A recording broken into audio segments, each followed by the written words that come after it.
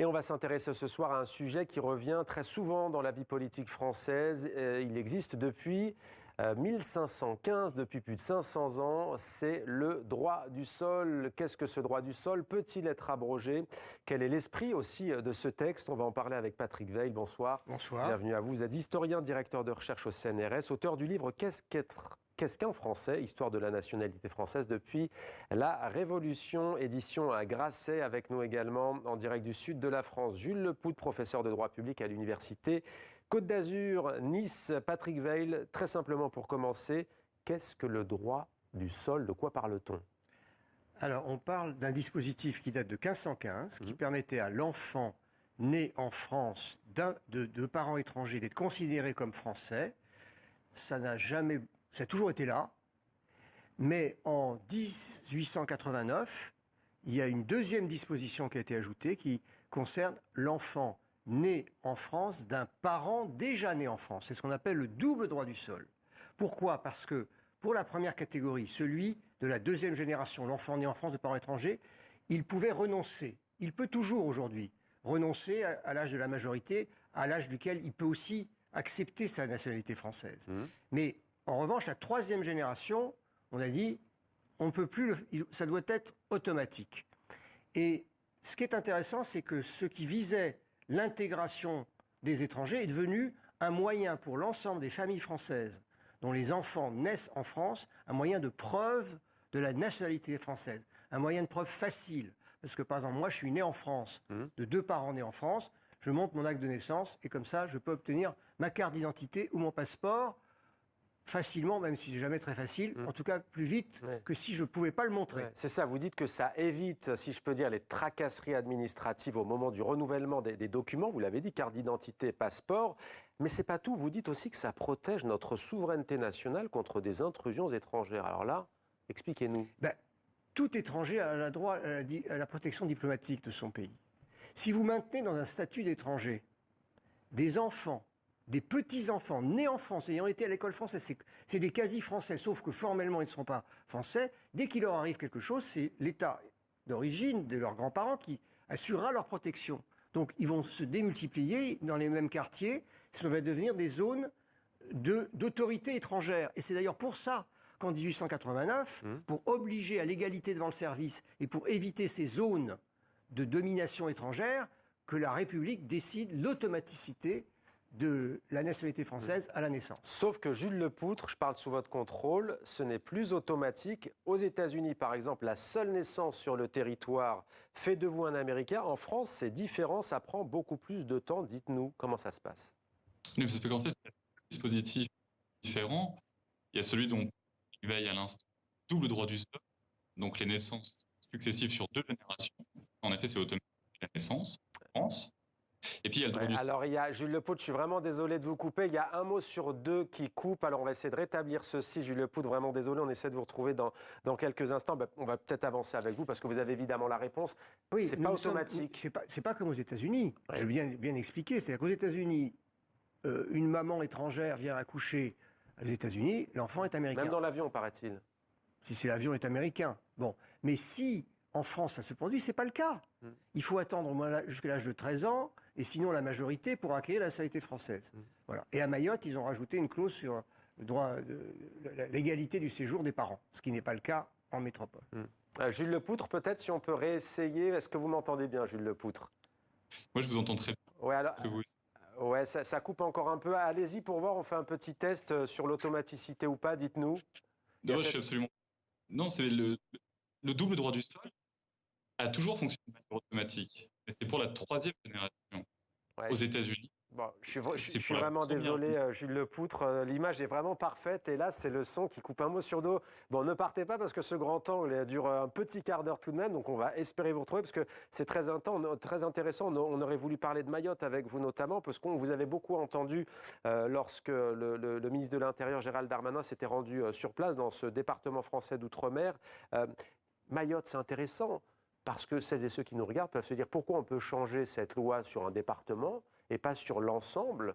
C'est en principe la République une et indivisible. Mais on peut changer, moi je n'ai pas dit qu'on ne pouvait pas le changer.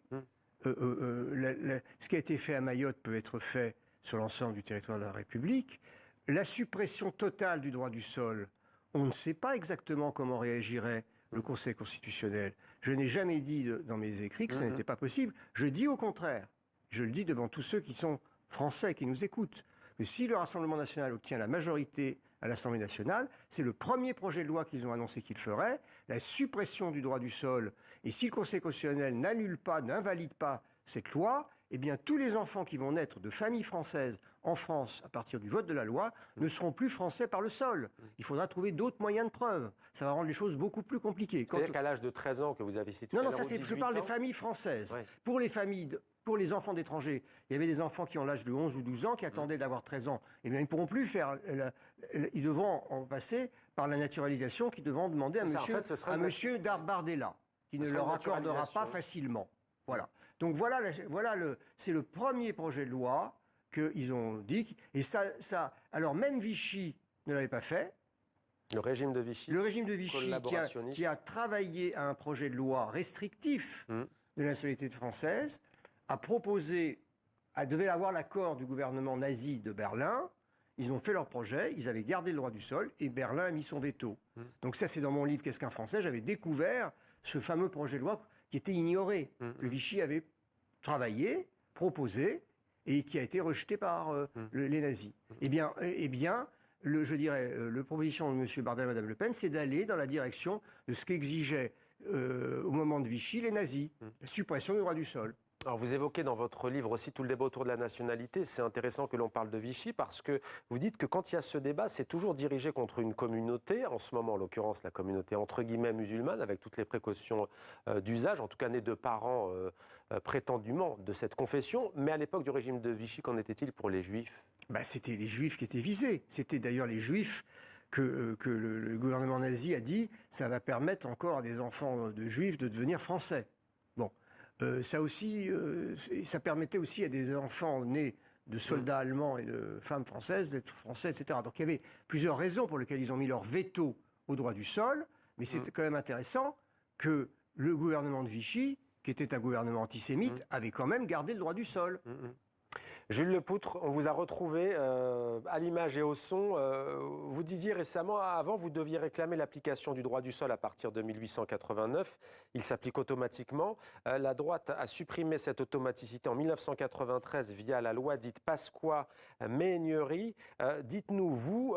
pourquoi Mayotte ? Là, je posais la question tout à l'heure. Tout peut être fait, nous disait, si je résume Patrick Weil, notamment s'il y a un changement de gouvernement. Mais Mayotte, ce qui est difficile à entendre, c'est qu'on met une législation, et d'ailleurs vous allez nous la rappeler, dans un département et pas dans le reste. Est-ce que ça ne porte pas un coup à ce qu'on appelle la République une et indivisible ? Absolument, absolument. C'est une atteinte à l'égalité entre les différents territoires français et en plus une discrimination à l'égard d'un territoire d'outre-mer, mais la Constitution le permet exclusivement pour l'outre-mer et à condition que ce soit juste une adaptation qui soit adaptée aux contraintes et aux caractéristiques du territoire ultramarin. Alors notre Conseil constitutionnel a dit que le simple ajout d'une condition de séjour régulier d'un parent au moment de la naissance de l'enfant était proportionné à cet objectif. Mais vous voyez, c'est une seule adaptation. Et si bien sûr on décidait demain d'abroger le droit du sol à Mayotte, ce qui était le projet de l'exécutif pendant un temps, mais là il est très probable qu'on aille très au-delà d'une simple adaptation. L'un des deux parents doit avoir séjourné combien de temps Combien de temps ? Pardon ? À Mayotte, combien de temps il faut avoir séjourné pour que l'enfant puisse avoir la nationalité ? Il faut qu'au moment de la naissance de l'enfant, un parent au moins ait un titre de séjour de plus de 3 mois. Ouais. Et vous trouvez que ce n'est pas efficace, ça, pour lutter contre l'immigration clandestine, puisque c'est l'objectif affiché ? C'était l'objectif affiché par le législateur en 2018. Ce qu'on constate, c'est que 5 ans plus tard, le nombre d'acquisitions pour le droit du sol a largement baissé à Mayotte, mais que les flux migratoires, eux, ont augmenté. Donc une inefficacité totale. Jules Lepoutre, est-ce que c'est anticonstitutionnel ou pas de supprimer le droit du sol aujourd'hui ? C'est une question qui se pose, en effet. Alors, si demain le législateur décidait d'abroger le droit du sol dans une simple loi, il est très probable que cette loi soit déférée à l'examen du Conseil constitutionnel. Et pour tout ce que rappelait Patrick Weil, l'ancienneté du droit du sol, qui remonte en effet au roi de France, mais qui a été largement républicanisée dans un certain nombre de grandes lois de la Deuxième, de la Troisième République, du gouvernement provisoire, de la Libération, on peut imaginer que le Conseil constitutionnel y voit un principe constitutionnel. Mais il y a là, ici, quelque chose de très incertain. On ne peut jamais être certain de ce que fera le Conseil constitutionnel. Donc, dans un premier temps, ce qui est absolument primordial, c'est de bien être éclairé sur ce qu'est réellement le droit du sol, comment il fonctionne, et l'intérêt réel de le supprimer le cas échéant. Que nous dit tout ce débat et sur quel concept se fonde au fond? Sur quel esprit? Il y a le texte, comme on dit souvent, il y a l'esprit. Eh bien, en fait, ça, c'est le cœur de l'extrême droite française. Vous voyez, Madame Le Pen joue à la mère grand du petit chaperon rouge, hein, c'est-à-dire, voilà, mais le loup est toujours là, vous voyez? Et le loup sort, la première chose qui sort, c'est le loup de l'extrême droite, c'est-à-dire ce qui était dans le programme de l'Action française, qui rejetait que la France puisse intégrer des juifs, des protestants, des métèques, et puis rajouter les francs-maçons. Donc, si vous voulez, le droit du sol, pour eux, c'était honni.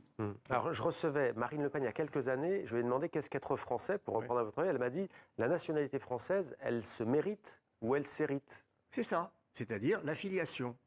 Et donc... Mais elle se mérite, pourquoi pas? On pourrait très bien dire qu'on peut faire la demande et que c'est facile, mais c'est beaucoup plus compliqué. C'est-à-dire que chaque pays a ses traditions, vous voyez? Donc, moi je dis, la nationalité française, c'est une tradition.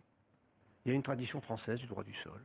Et Madame Le Pen, qui se dit patriote et attachée à l'histoire de France, rompt avec l'histoire de France, pas simplement de la République, de la nation française, des rois de France. Et je n'appelle pas ça du patriotisme. Merci beaucoup Patrick Weil et merci beaucoup Jules Lepoutre. On est content d'avoir retrouvé le son et merci pour votre éclairage. On aura l'occasion évidemment de vous entendre. Ce débat étant loin d'être terminé.